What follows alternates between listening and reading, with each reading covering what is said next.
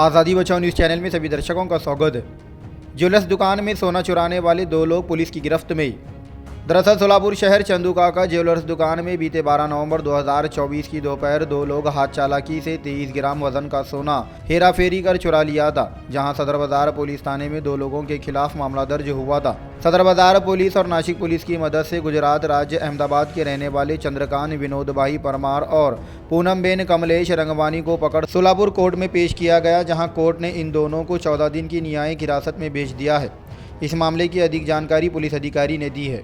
सदर बाजार पोलीस ठाणे ये दिनांक 12 नोव्हेंबर रोजी चंदूकाका सराफ ज्वेलर्स यामध्ये गुजरात येथील दोन आरोपी चंद्रकांत परमार आणि पूनमबेन रंगवानी यांनी हातचलाकी करून सुमारे 23 ग्रॅम वजनाचे सोन्याचे दागिने त्यांनी हातचलाकी करून फसवून नेले होते।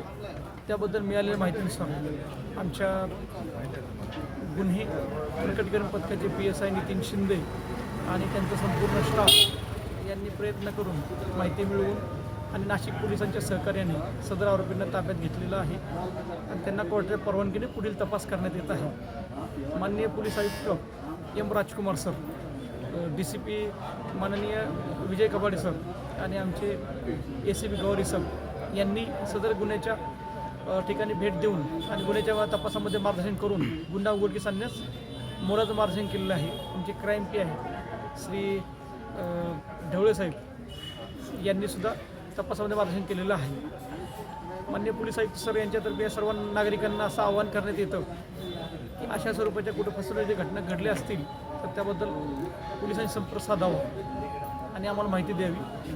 पोलिसांकडून जास्तीत जास्त सखोल तपास करून आरोपितांना शिक्षा मिळण्यासाठी प्रयत्न केले जात आहेत। धन्यवाद। सर, सदरच्या आरोपीवर सोलापूर शहरासह इतरही शहरात किंवा जिल्ह्यात गुन्हे दाखल आहेत का? अगदी बरोबर। आम्ही त्यांचा तपास केला असता आमची अशी माहिती मिळाली आहे की पुणे, नाशिक आणि गुजरात या तिन्ही ठिकाणी त्यांच्यावर गुन्हे दाखल आहेत।